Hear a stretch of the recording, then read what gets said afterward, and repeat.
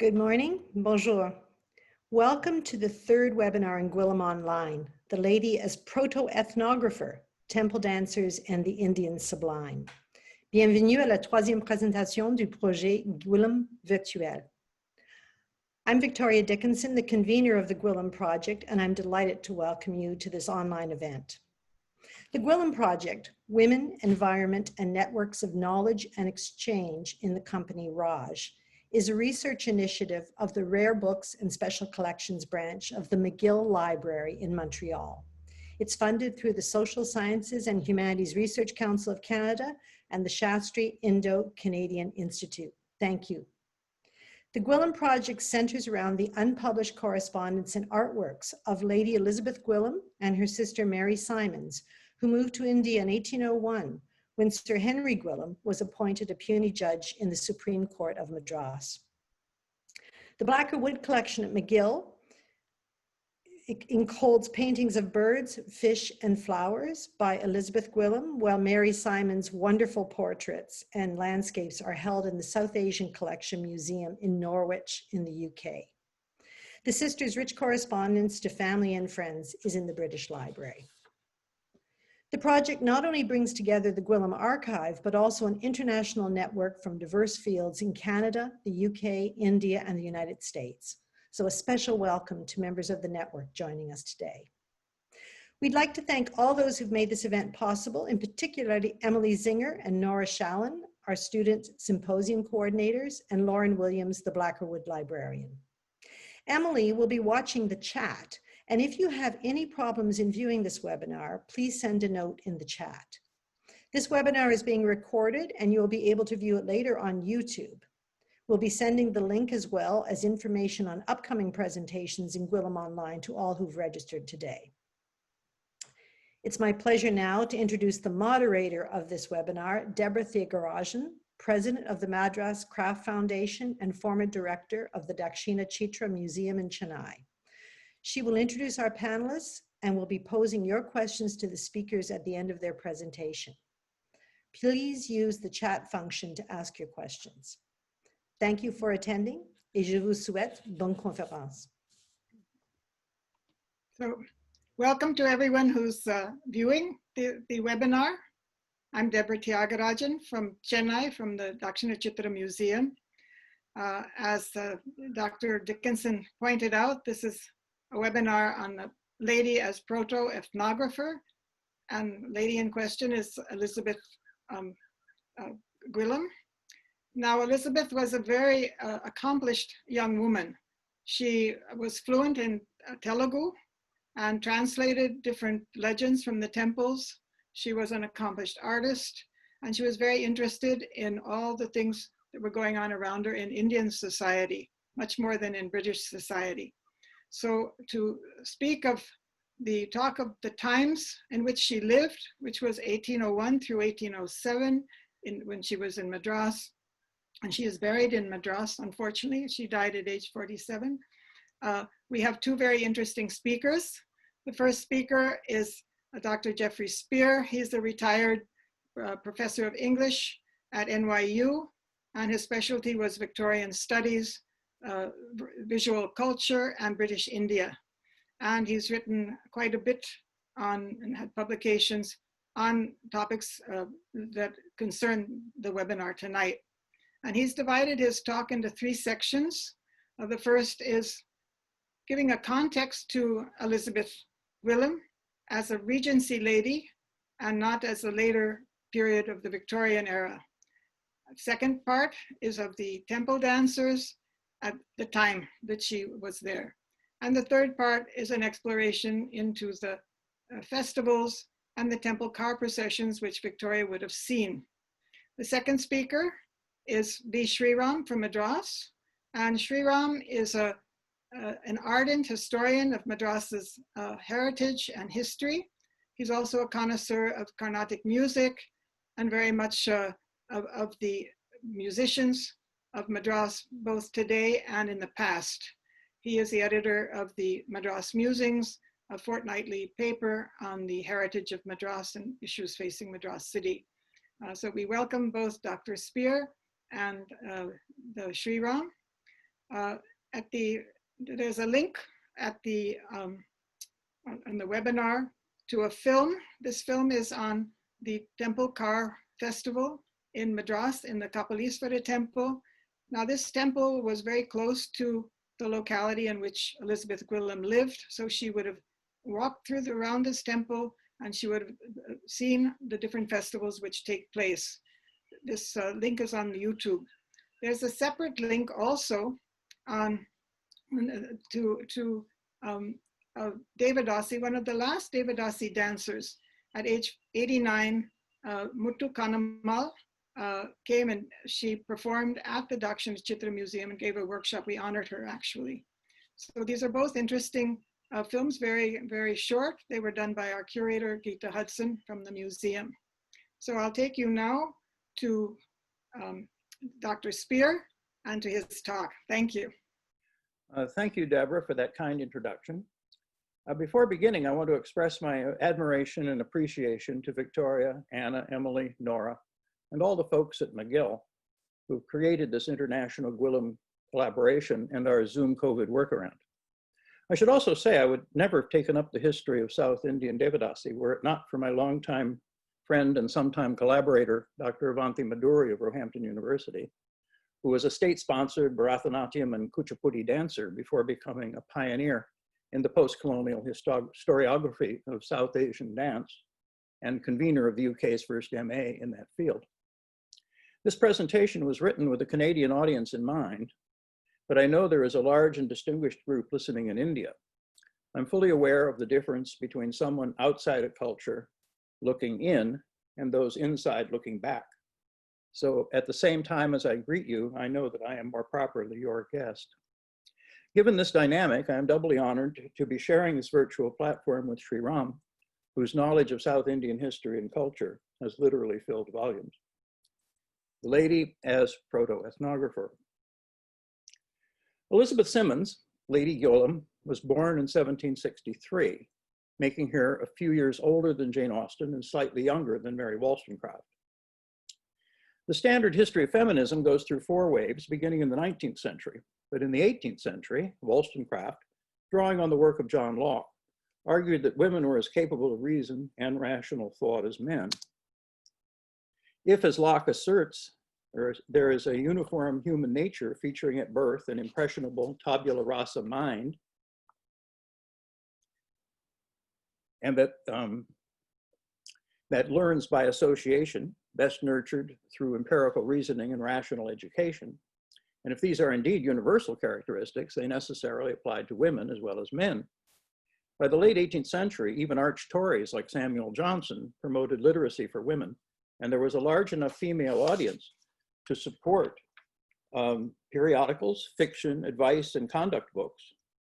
Although the works addressed directly to women more promoted fashion, propriety, and domesticity with occasional spicings of sometimes ribald humor, literacy itself had no such restrictions. And literate women who had the time and the inclination could master most of what their culture had to offer at a time when field specialization was in its infancy and higher education was devoted largely to divinity and classics.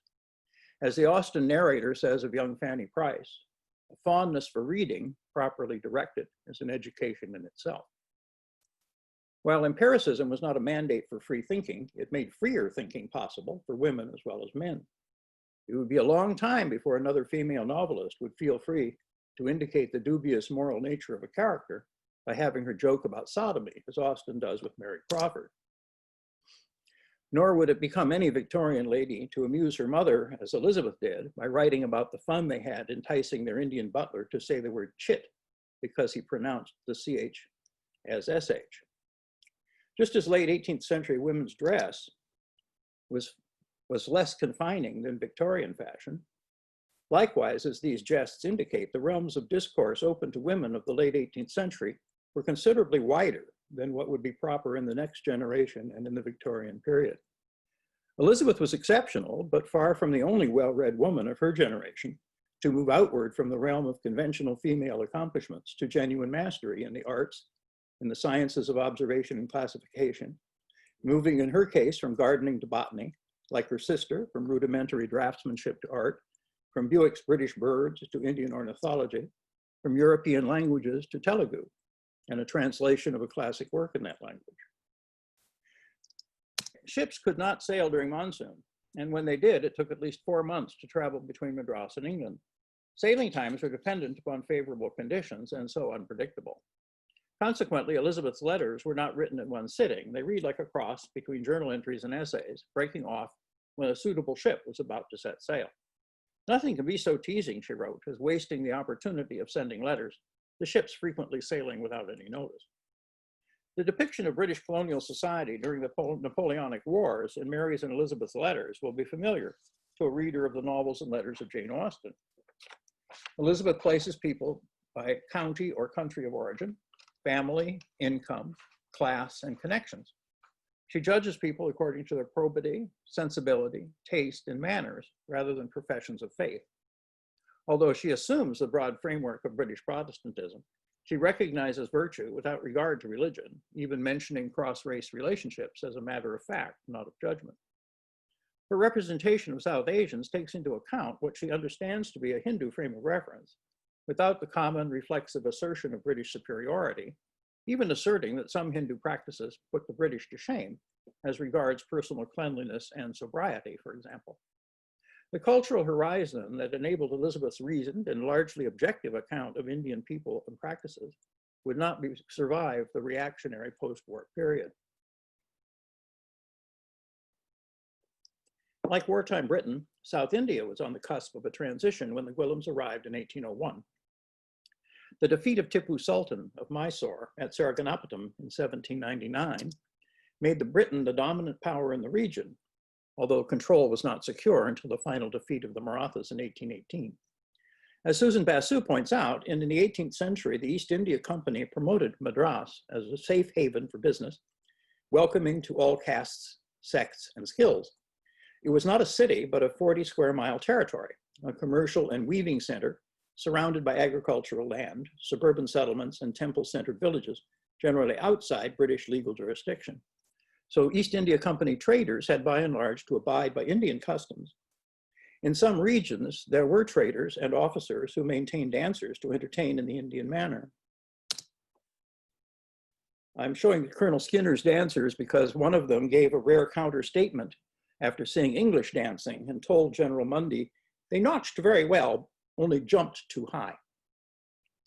But once British control was secure and the colonial governance was established, it was no longer necessary to adopt Indian practices, but rather the reverse.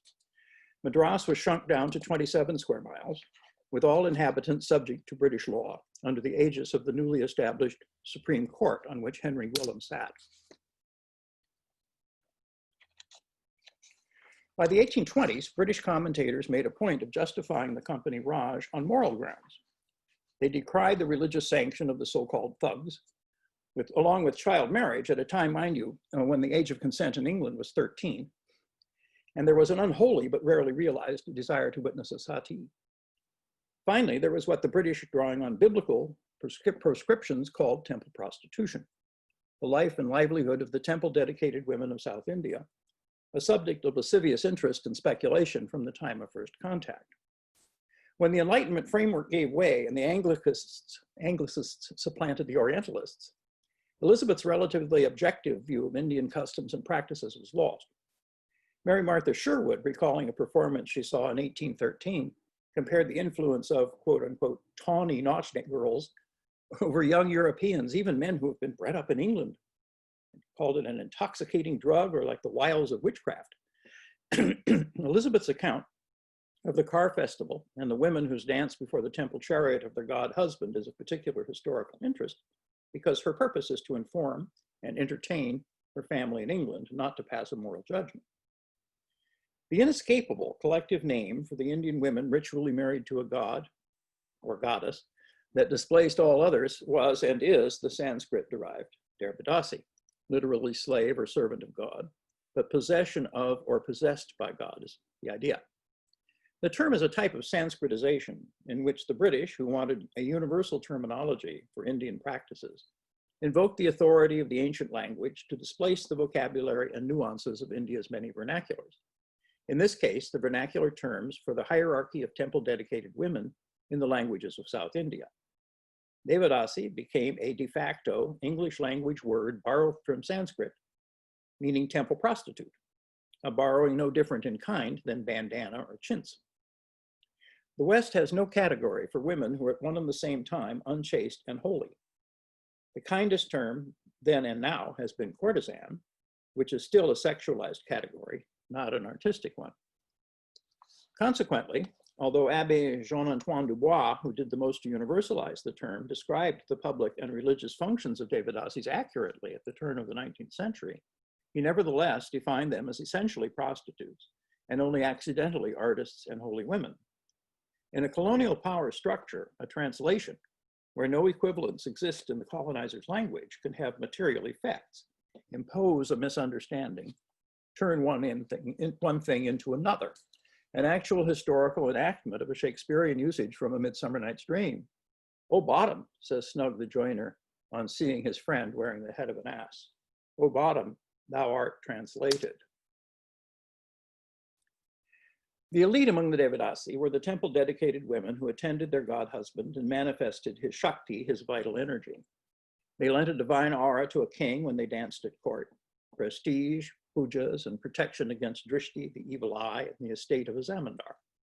They were the only systematically educated women in pre-British India, trained, it was said, in the 64 traditional arts, the first 6, in many translations, being singing, playing instruments, dancing, acting, painting, and makeup, others to the point juggling, sleight of hand, languages, riddles, composing and improvising verse, reciting books. In the vernacular languages of South India, they were performance artists in many modes, even creative writers, not simply dancers. The fact that they were public women, often supported by wealthy patrons who supplemented their temple endowments and were also subject to temple priests, was secondary.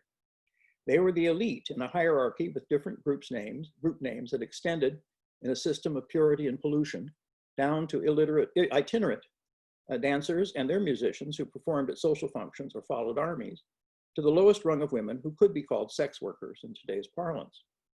But just to be clear, Dalits were never part of this Shaivite and Vaishnavite tradition, which should not be confused with what is sometimes called the Devadasi system today.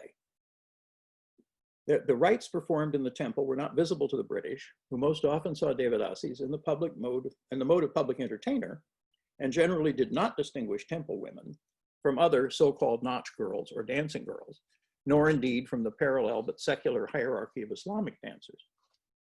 While it functioned, the patronage system allowed the elite dedicated women who performed in temples, courts, and great houses, as well as those who fronted the respectable traveling groups known as milams, to earn enough money to support their families of musicians, navatanars, and the navatanars, the dance masters who kept the beat and taught the formal aspect of the dance to the women who were the repository of expression.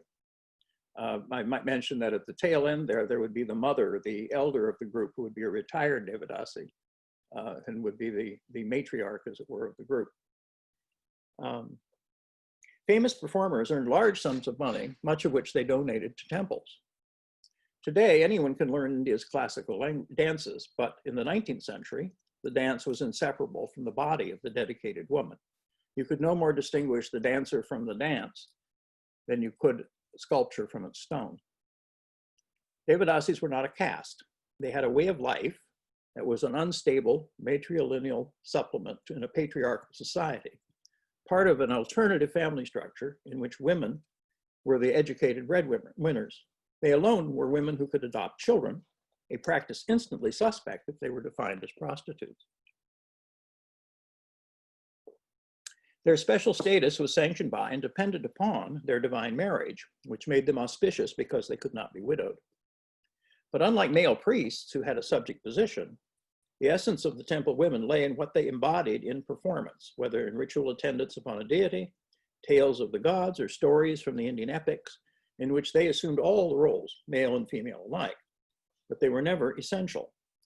The story of how in the later 19th century, their auspicious body was translated and remapped into a site of corruption and disease and recast in law is beyond our remit here.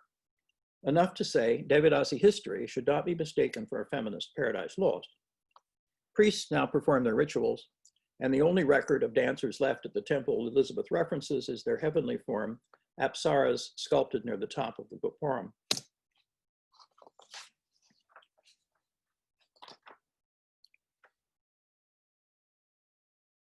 The Hindus are a most extraordinary people, Elizabeth wrote to her mother. He goes on to give an account of their antiquity, the caste divisions, in the terms of her day, that was not the terms we use, the Hindu pantheon, the division between the worshippers of Vishnu and Shiva. She mentions several Hindu festivals, noting the emphasis upon cleanliness and decoration that extends even to the horns of bullocks that pull the bandy carts, adorned with gold or brass ornaments, and on special occasions dyed bright coral and draped with flowers, reminding her of a carriage in some romance. She goes into particular detail about the January rice harvest festival, Pongal, which is still celebrated, describing people visiting, carrying pots adorned with wreaths of flowers. The wife, she writes, takes the flowers to dress her head with them. The children take the sugar cane and the rest for boiling, or Pongal, which is rice, milk, and sugar in a new pot. Cleanliness seems to produce the best sign of good luck, he says. If the pot mantles well and rises high and white, the year it is supposed will be favorable. Our focus, however, is on those occasions when, in her words, the gods are carried out of the Swami houses to see, and I would say be seen, this was darshan, by the faithful, attended, she says, by bands of musical Brahmins and singing and dancing girls, a certain number of which attend to the Swamis, or that is the gods in the different Swami houses. The musicians would not be Brahmins, but men from the Devadasi families. The Swami houses were wayside shrines outside the main temple. She is particularly impressed with what she calls the Brahmani part of San Tome and its great square, what is more properly Mylapore, and the Kapaleeswarar Temple complex. The tank of the temple is in the background in this shot. This is the major entrance. She appreciates the broad streets, the cocoa palms festooned during holidays with shimmering silk, and impressed by the tops of the pagodas visible behind the walls, and the houses all illumined with innumerable lamps till it is a blaze of light, noting that these Brahmani houses, as she calls them, have frequent openings to the country. I am conjecturing that the place she's talking about is indicated by the square on this 1813 map. As many visitors today, she's impressed by the Mylapore tank and the practice of placing lamps in a pattern on the steps that reflect in the water. She sketched it in, as you can see in her letter home. Had Elizabeth visited 50 years earlier, the site would have been overrun and run down, but the temple tank had been restored, and the encroaching squatters cleared away, making avenues wide enough for the great temple car, trees planted, and new houses built for the temple women and servants. The perimeter of the tank was still clear in the early 20th century. Unlike paintings and photographs of individuals and groups of nautch dancers, some of them Devadasis, representations of their dancing and car processions are hard to find, perhaps because of their religious nature. This one from Orissa in 1857, a significant year, is based on a native drawing, so-called. And this would be in Orissa, not in the south of India. The high point of her letter is her account of a 10-day festival celebrating, she says, the marriage of Shiva, which would make it the spring Panguni Uttaram festival of the Kapaleeswarar Temple. The god is carried out every night in a different way, she says. One night, he rides on a bullock, on each side of him one of his wives, which she assumed were his wives. The next day, they ride out on horseback, on the third on elephants. On the climactic night, which Subbu has kindly dated for me as March 19th, 1802, Elizabeth, draped with flowers, has a seat of honor on a pandal that is a temporary seating next to a chol tree, a temple-associated wayside place for rest and refreshment. This is one that was actually not the one in question here, but drawn by Mary Gwillim, so this is an example of her watercolors. The one reference that Elizabeth references is near the entrance to the temple. Some of the best dancing girls do the guests the honor of appearing before them. They are, she writes, richly dressed, their hair combed smooth, parted in the front with a fringe of fine work in gold and small jewels, with a conspicuous piece of jewelry in the middle of the forehead and various clasps. One piece of gold, like a small saucer, finishes the back of the head. Wreaths of flowers are twisted several times around black hair that is plaited and hangs down, intermixed with gold and pearl tassels and flowers. Their ears, covered with ornaments, hung in the ear or suspended in the hair. Fine necklaces and chains cover their necks. They have bands around the middle and upper arms and bracelets on wrists innumerable. The jewels include diamonds, but she calls them table diamonds, too thin to cut. No shoes or stockings, but an immense weight of gold, she says, around their ankles in strings of small bells, which sound as they dance. This display of exceptional wealth on the body, I believe, marks these dancers as elite. Most surviving pictures show devadasis or Nautch girls similarly attired, but not so spectacularly adorned.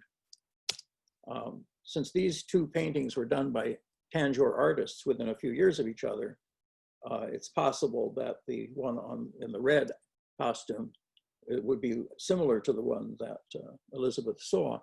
The one on the right has a more austere costume, but is still made up with the hair and so forth hanging down in the same way. Having no key to the gestural language of the dance, Elizabeth sees it as an aesthetic performance through the lens of ballet, noting that the women never step on the toes, but keep the knees bent, moving in a very small space, sometimes singing as they dance. Sometimes for an hour within the space of a small sheet of paper, with the feet in constant motion. The chief display of skill, she says, is in the motion of the hands and the arms,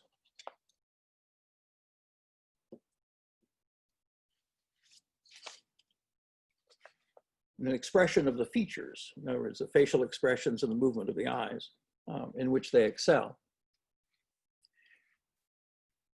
The action of the upper part of the body is extremely graceful and sometimes voluptuous, but never affected. She notes the presence of a man, that is, say, the Natunavar, immediately behind the dancer, who keeps time, she says, by clashing what she calls two pieces of metal and seems to direct her every motion.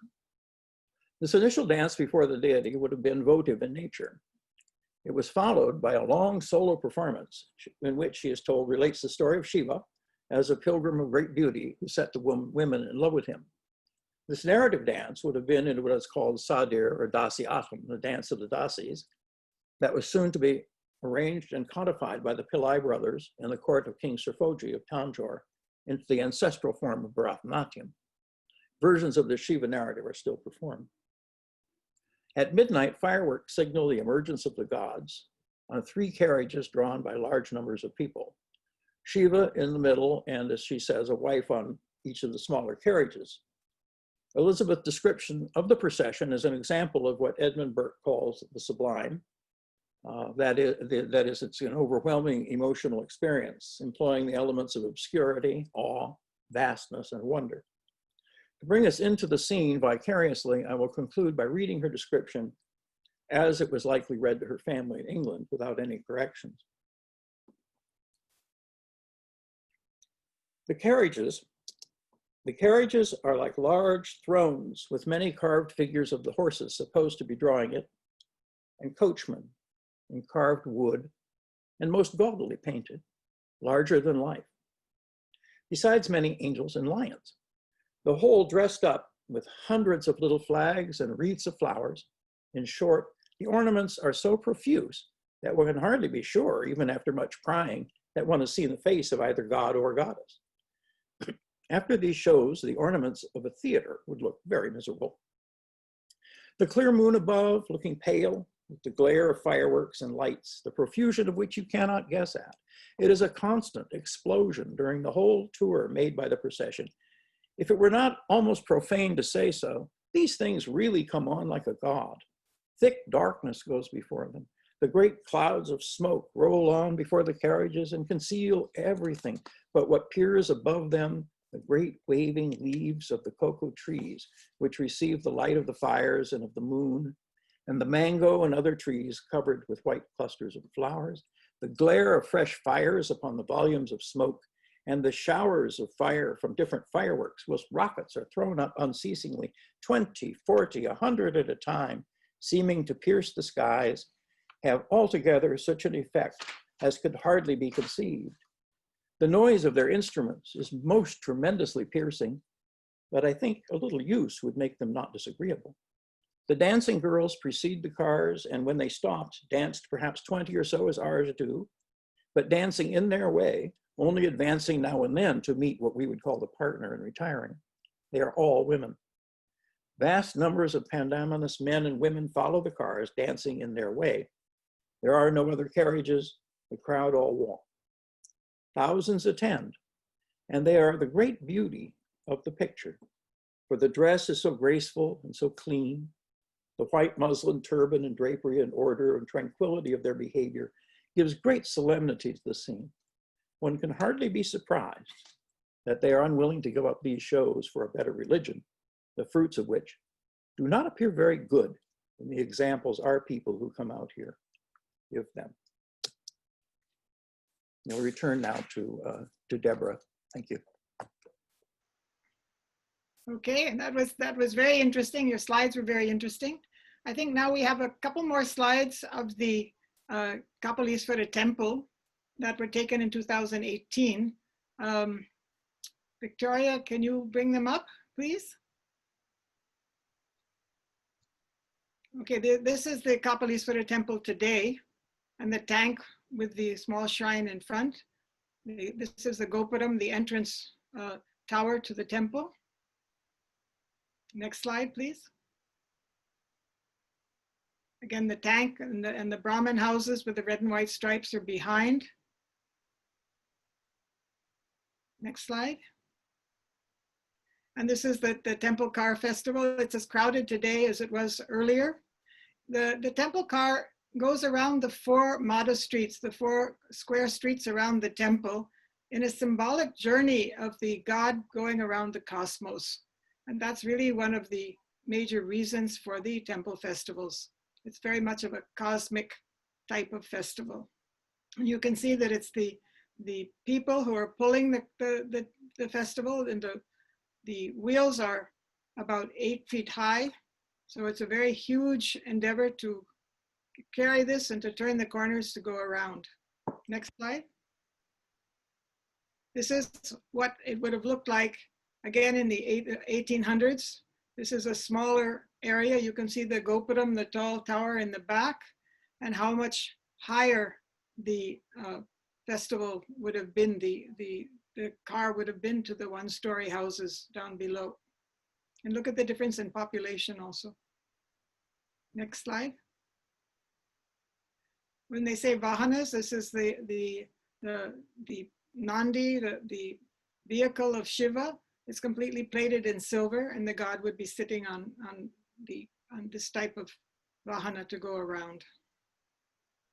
Next slide. Okay, so I don't know if there are any other slides. Okay, and this is how the deity is completely dressed. Actually, that's Murugan. This is Murugan, and this is again now you can see, I'm showing you this. There's an umbrella, a flag on top of the temple car. Now, when Sriram talks about it, he'll explain that. The deity on the left is actually Murugan, the son of Shiva. Next slide. Or is this all? Okay. Victoria, the next slide. There are 10 days to the festival. And the last slide you saw was for the 63 Nayanmars, the devotees of Shiva, and they're taken around. And Shiva and his wives are in the front, and they're taken around. Okay, so I think that's the end of the slides. We'll now have our next speaker, Sriram, and Sriram will speak of the social situation in Madras in the early 1800s and what has happened. Thank you, Dr. Spear, and welcome, Sriram. Thank you so much. It's very interesting that Lady Elizabeth Gwillim should be here sometime in the late 1700s, early 1800s, because that is the time when this particular temple that she happens to visit, the Kapaleeswarar Temple, and the town that is around it, which is the town of Mylapore, is really properly under British administration. The British get control of this particular town only in 1749. And then for the next 50 years or so, there is a lot of uncertainty. And it's just around the time that when she is here, that they really gain control of this entire area. And around the time when she happens to visit this temple festival, the East India Company and its administrators are faced with a lot of questions regarding the temple itself. The hereditary trustees of this particular shrine, they would like to, there is a battle between each one of them, trying to control the temple. And they are not very sure about their claims as well. So the matter comes before the temple administration. And there are conflicting claims between each of the temple administrators. And eventually what happens is that the East India Company decides sometime around late 1798 or so, that it is very important for the company to keep the temple festival going. And at the same time, it also decides that it is better till it manages to come to grips with what is happening, to administer the temple festival by itself. And so the company funds the temple festival. And this is when there is a major question as to what is to be done with the various cloth decorations that are put up in all the temporary pavilions that come around the temple. And, there are two conflicting claims. One of them says that we need to have 5 different colors, and the other one says we need to have just white. And finally, the East India Company decides and says that all of it will be in the company colors, which will be white and red.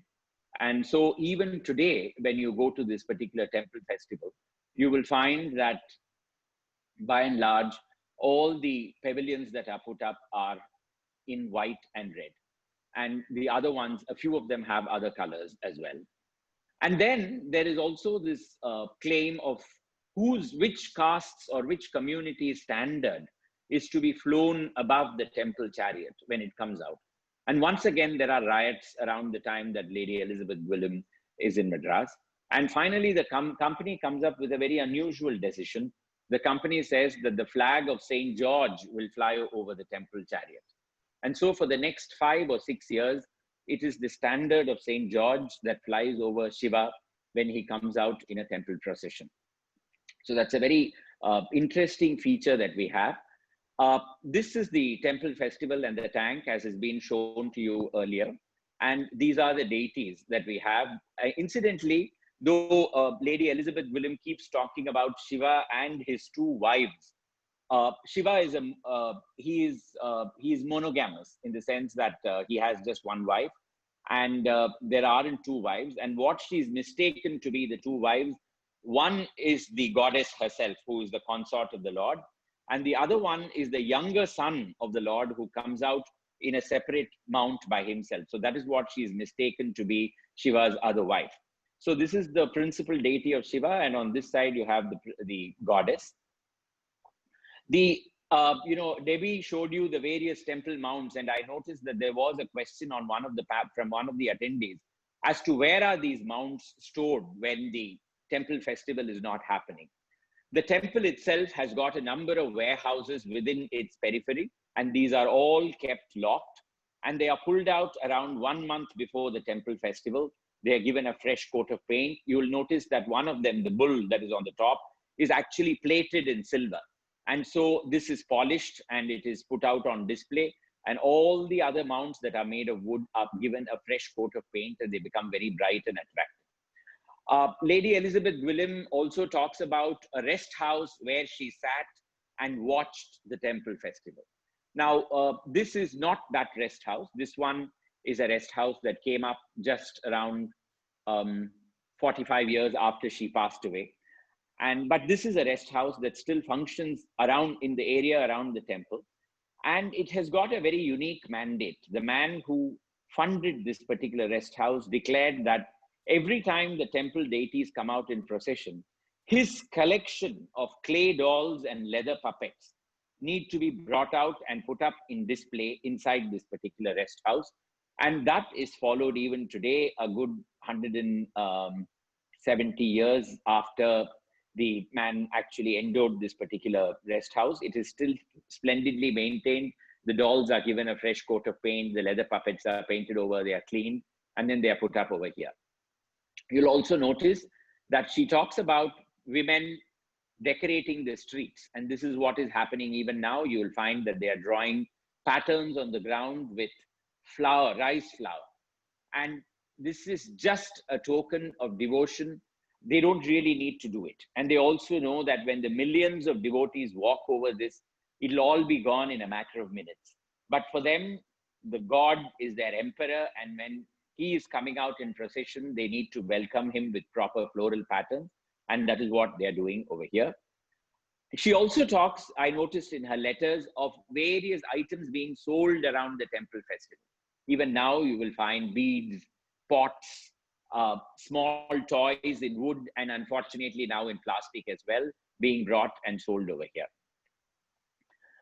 We have certain company influences, which certainly must have come up around the time of Lady Elizabeth Gwillim. One of them is this cherub, or this angel, which carries in its arms a receptacle, a receptacle in which devotees will fill flower petals. And then it is operated through a set of strings. And every time the deity comes under a particular pavilion, the angel will fling it's manipulated through a set of strings in such a way that the flowers are then poured onto the deity. So this is one of the most colorful events that happen. You'll find the goddess being brought out in all her finery. And very interestingly, it's only in this temple that the goddess is still dressed in the costume of a hereditary dancer. Why this is done, none of us has any explanation. But this particular way of wearing a sari with the two legs being separated by means of the sari being tucked in was very unique to the dancing community. It doesn't exist outside of it. And today the dancers don't wear their saris like this when they perform. But it is very interesting that in this particular temple, the goddess is dressed this way every time. Lady Gwillim talks about the various mounts that, on which brought out. You can see one over here, that of a demon, a veena, playing a instrument, and the goddess is actually mounted on her. This is the male equivalent of the same thing. She talks about a rest house from which she got a view of all the deities coming out and of the dancers performing. Now, there is still a very old rest house facing the pavilion of this particular temple, and you can see all the deities coming out in procession. You can see the goddess on her golden bullock. She talks about that as well in one of her letters. This is the Lord on his silver bullock. Lady Gwillim has definitely attended this festival as well. Some of the floral decorations, this is a lady who has got an artist's visual outlook, and she is out to look for beauty in everything that she sees. A lot of company descriptions about India focus on the filth. They talk about, how things could be better, on dilapidation. I was quite delighted to read Lady Elizabeth Gwillim's accounts because I found that she found so much of color in everything that was happening around her. This is yet another photograph of the goddess being brought out in procession. Over here, the Lord being brought out on a mount, which is a tiger. And here you have him on a half man, half lion. The face is that of a man and the body is that of a lion. Then you have the chariot festival. The chariot itself is as tall as 4 stories, and it requires several people to pull it. Several thousand people will be lining the streets, and they'll be helping in moving, in getting the chariot to negotiate the various corners. Then you have the festival of the 63 saints, which happens on the 8th day, which I don't think she has witnessed because there is no description of it in her letters. I'll now go quickly to the penultimate day when she talks about this particular day when she sees the courtesans performing the dance of Shiva coming out as a handsome mendicant and the women of the area falling in love with him and running after him. This happens on the 9th day of the temple festival, and Shiva comes out by himself dressed as a mendicant. In fact, originally, the Lord would not be wearing anything. He'd just come out as a nude, a magnificent bronze nude. And all around him, there'd be wooden sculptures of women running after him. That is how the original temple procession was still around 30, 40 years ago. I remember it as a child, and I remember witnessing it that way. And then for some reason, they decided that the deity could not be like that. And so they decided to truss him up like this with all these flowers. And so the original impact of that festival is lost. But there are descriptions of this particular temple festival and the courtesans, this particular procession and the courtesans dancing in front of the deity as late as the 1940s. And so we do know that this is the same procession that Lady Elizabeth Gwillim witnessed. And then on the 10th day, you have the celestial wedding between the Lord and his consort. So this basically completes the description that I see over there. What I found most fascinating, apart from her, account of the color and the noise and the hustle and the bustle, is the objective manner in which she views the temple dancers or the devadasis. It is very rare for a East India Company official's wife to look at them like this. And it's also, something that we need to reflect upon, in the sense that the British came to Madras in 1639. And from then till the 1750s or even the 1760s, both in Madras and in the French controlled Pondicherry, it was customary for every great event or celebration in the city, even the granting of the charter for the city to have a civic body to take care of its administration. The charter, the arrival of the charter, was with a procession that involved musicians and dancers. And these dancers would have been women who were in the retinue of some of the rich businessmen of Madras.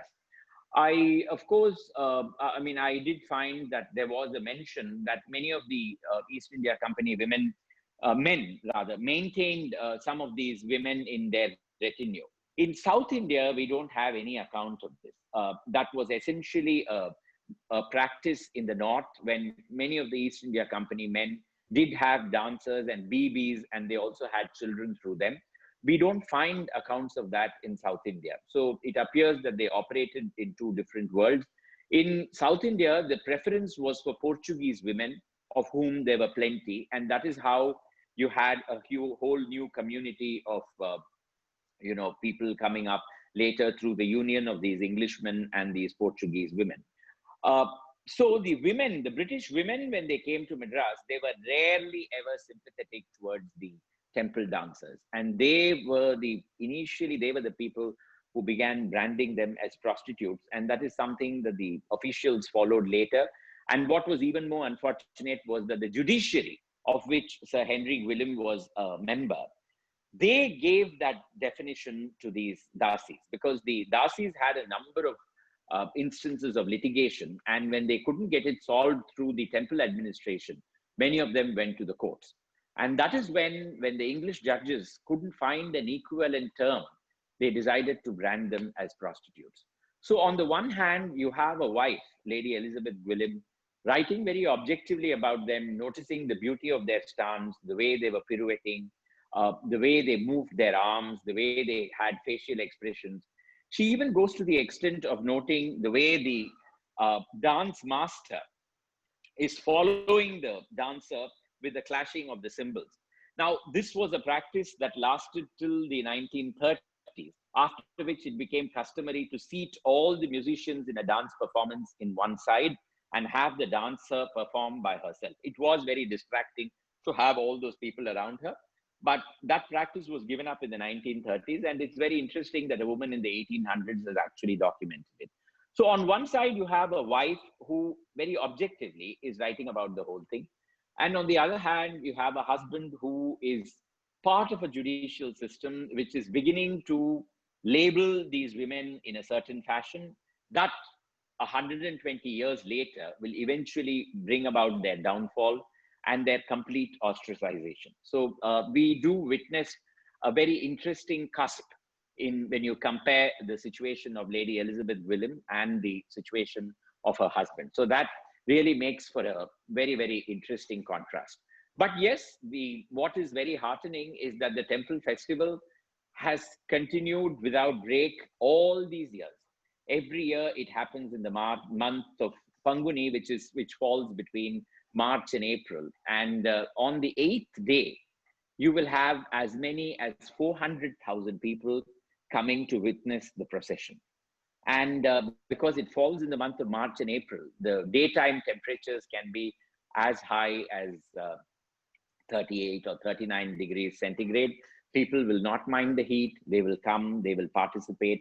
And you will also find lots of people distributing food and water and cooling drinks free of cost to all the people who are coming and participating. So it also becomes a great occasion to demonstrate your charity and your piety through that way.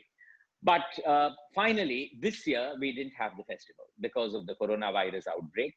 And because it was felt that with so many people congregating there, that would become a hot spot, and it would eventually, result in the infection spreading all over the city. So we didn't have the festival, which makes it all the more interesting that in 1798, 1799, the East India Company was worrying about how to keep the festival going.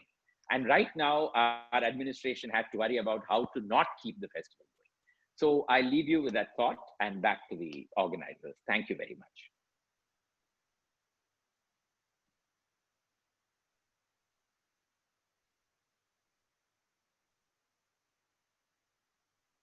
Thank you, Sriram. That was quite interesting.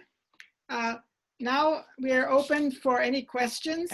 I think we have some questions in the chat. Then Sriram is quite a fund of knowledge. Put this together very quickly. Okay, let's see what questions have come up. Actually, I don't have any questions on my screen. I have only one question on my screen. I don't know what happened.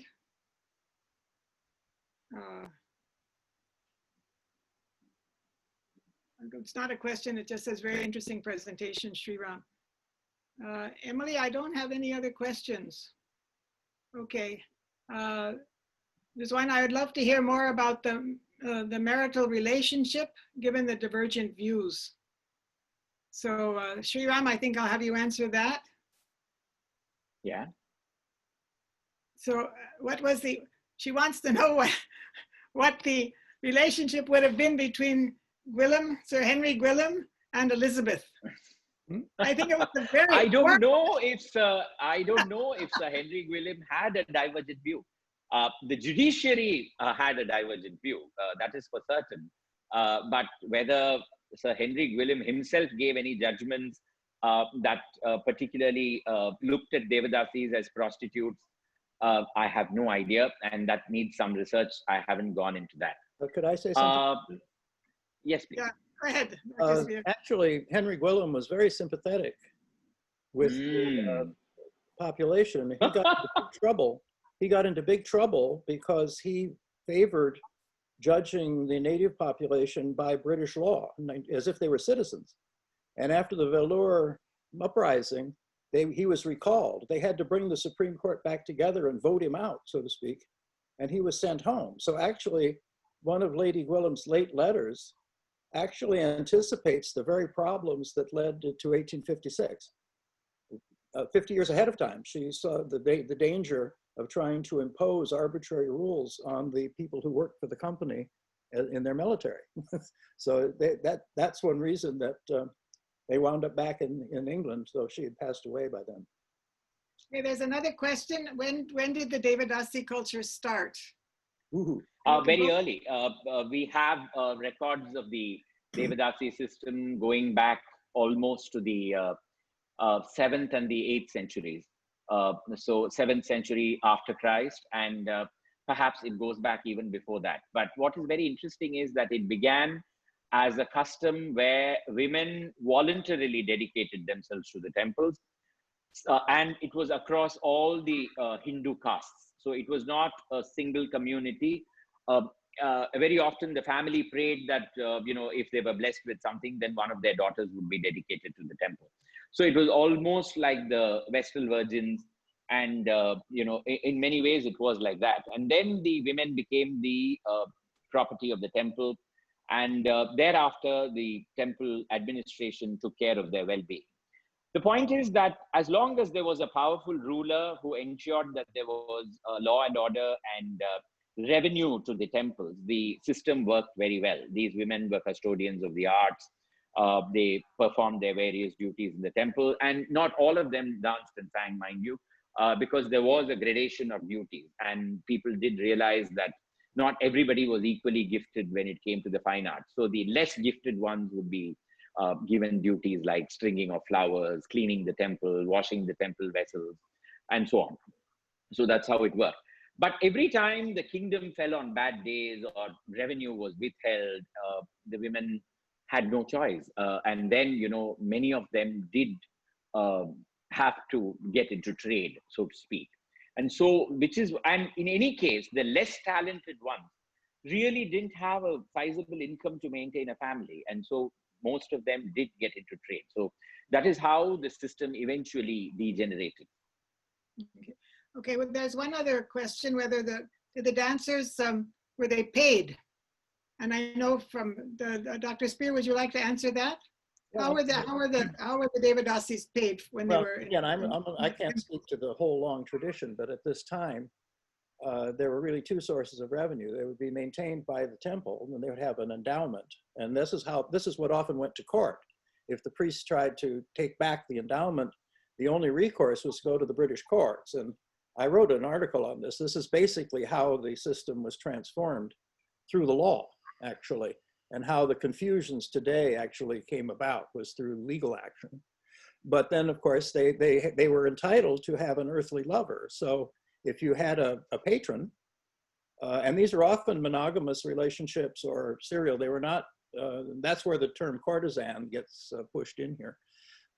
So that there would be could be a double source of revenue. And like I say, the women themselves, being pious, very often gave huge sums to the temples. And that was actually part of, you might say, an informal part of the system that maintained them. They were bringing in the money. The problems arose when there became a split between the dancers and the musicians, because music was never proscribed as the dance was. But that's a story for another century. I also know that Muthu Kanamal, who's one of the last Devadasi dancers, she speaks of her mother and father both having been given land grants from the temple, 20 acres each. Yeah. But then they had to sell it. Okay, there's one question. How different was the Nagarvadu tradition from the Devadasi tradition? Now, first, the Nagarvadu, I'm sorry. Yeah, what is it? Explain what it is first. Go ahead. The Nagarvadu is the city courtesan. That is the very definition of the term, the woman of the city, the public woman. And so she was meant for entertaining the public, and you know what that means. In the old days, whenever there was a celebration, she would dance in a public place. She would be maintained by somebody well-to-do in the city, probably a merchant. Sometimes during the time of the Vijayanagar Empire, even the king himself. The Devadasi, on the other hand, was exclusively dedicated to the temple. She was married to the deity. And this could be marriage to a male deity. It could be a marriage to a female deity as well. So they were officially the women of the deity of the temple. And as Dr. Spear said, they were allowed to take an earthly patron from whom they could have children. And but the relationship was always towards the deity, which is why they didn't have any widowhood. And as he also said, very often it was a monogamous relationship. There was just one patron right through life. There was no question of going after multiple patrons, earthly patron. But the earthly patron always had a secondary status as compared to the deity, which was the divine consort. And when the Devadasi died, the fire for lighting her funeral pyre would come from the temple kitchen. The last garment that is put on her body is the raiment that adorned the deity on that particular day. And the temple will close its doors on that day till the body is cremated, because the Lord or the goddess is mourning the loss of a consort. So that is the exalted tradition from which the Devadasis come. Okay, that's very interesting. There's another question whether on the costumes. So were the dancers' costumes, did they have any relationship to the Safoji dynasty of Tanjore? And was there another question is, were there any particular colors and patterns which were followed in the costumes? And how were the costumes done? Quite a few questions on costumes. I can't answer. Are you? Dr. Spear, do you want to answer that? I can't answer it going forward. Okay. I mean, go ahead. Well, And then Sriram? I told you, Sriram on all of this. It's just that I have read a few books on this subject. So one of the interesting books is Nitya Sumangali by Dr. Saskia Kersenboom's story, which talks about the Devadasi tradition in the Thiruvarur temple. Thiruvarur, which is really one of the centers for the Devadasi cult. And she mentions that there was a gradation or there was a differentiation based upon which deity in the temple that particular Devadasi was attached to, as you know, when it came to costumes. So the the Devadasis who danced in front of Shiva, they wore white and they tied their hair in a chignon. They didn't pleat their hair and let it down loose. And they wore a minimum of jewelry on their person. And that is how she describes the group of Devadasis known as Rudra Ganikas, that is those who danced in front of Shiva. On the other hand, the Dasis who danced in front of Kamalamba, who is the goddess in this particular temple, they wear the conventional costume that you saw. In fact, Dr. Spears put up two pictures, one of a white sari clad woman and the other one of a red sari clad woman.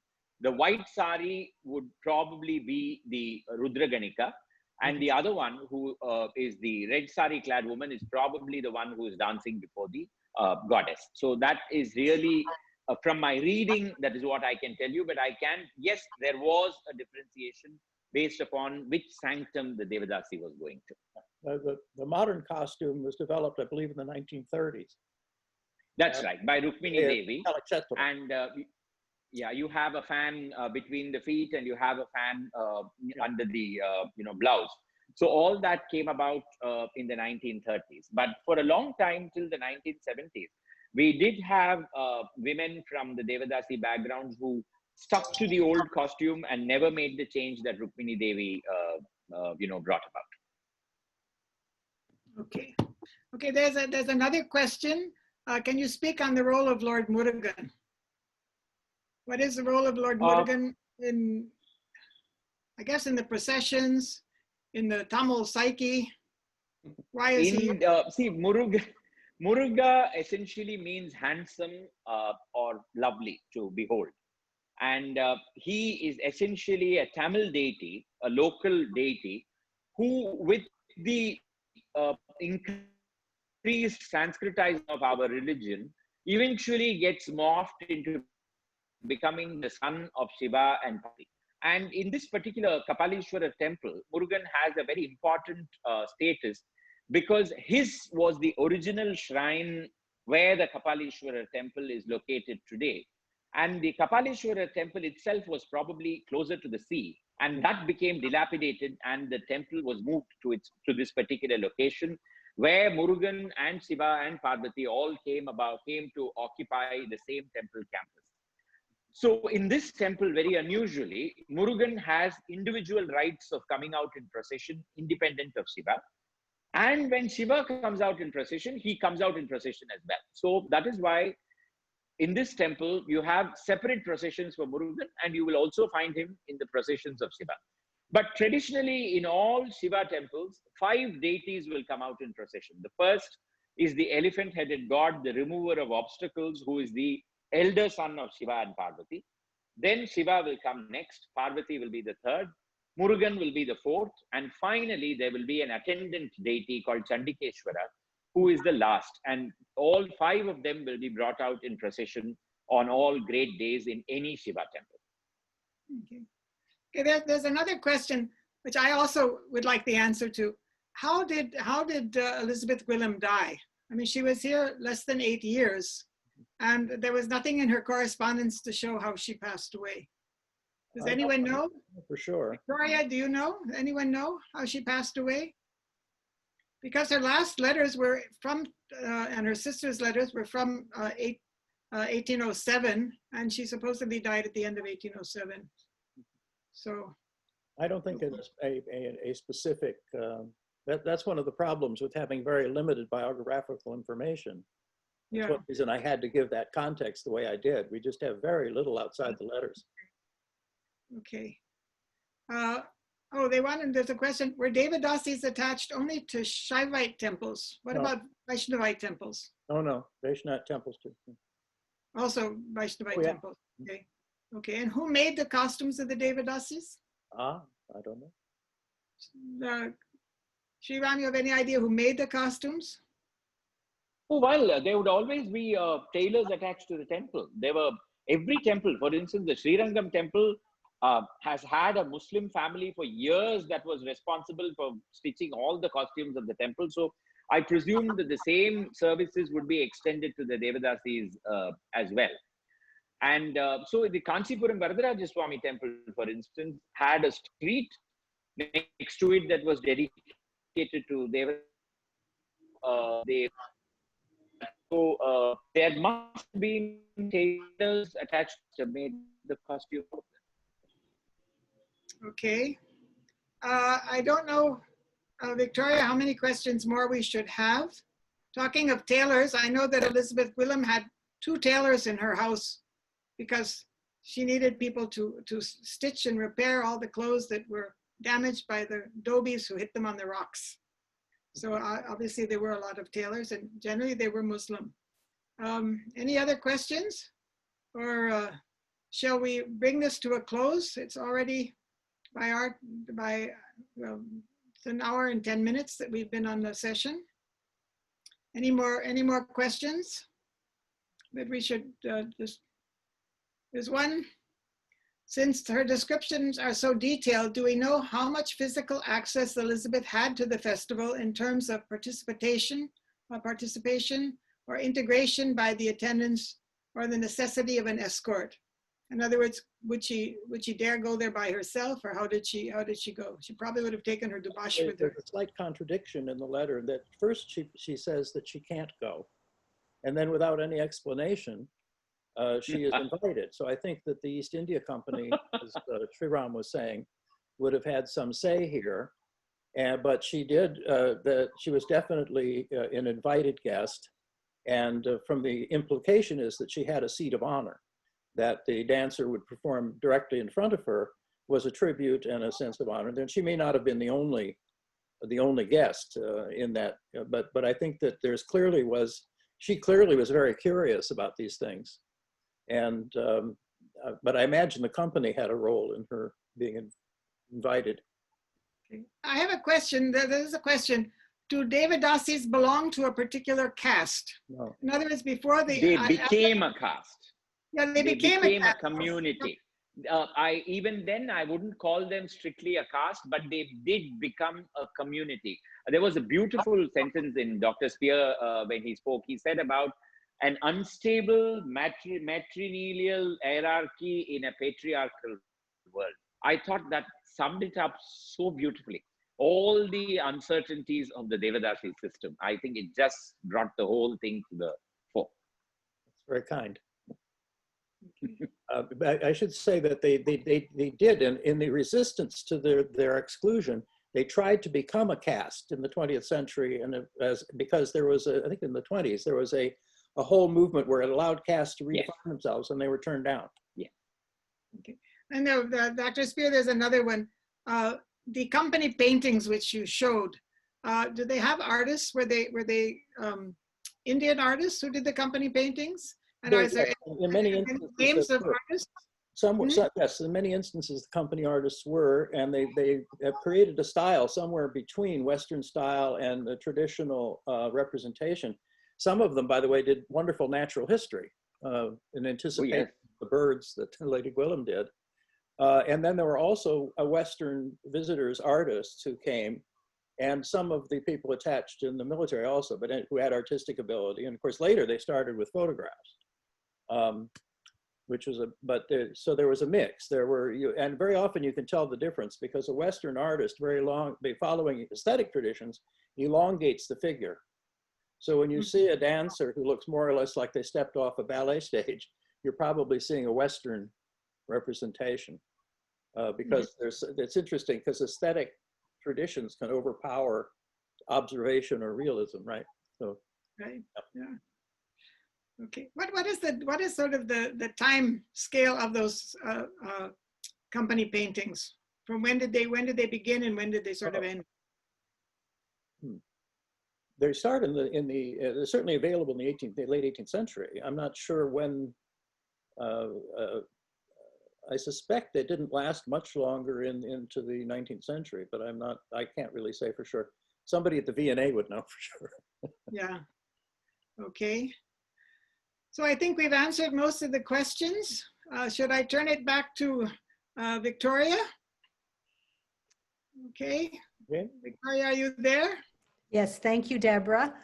And thanks to all our panelists for a fascinating discussion. And you can see by the questions, people were absolutely intrigued, as was I. I've learned so much from listening to both of you.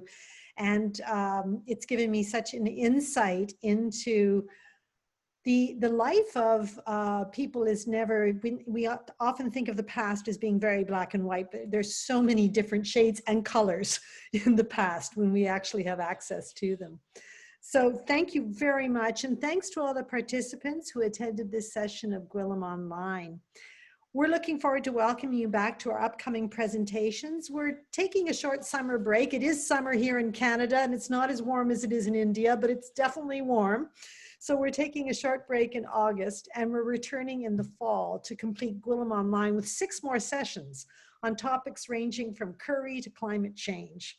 So please mark your calendars for our next session on Tuesday, September 15th at 9 a.m., which will feature a paper by Dr. Henry Nolte of the Royal Botanic Garden in Edinburgh on Lady Gwillim's botany, followed by Dr. Anna Winterbottom of McGill and Professor John Bosco Lourdeswamy of the IIT in Madras in conversation on botany, gardens, a wonderful delight for armchair botanists and gardeners.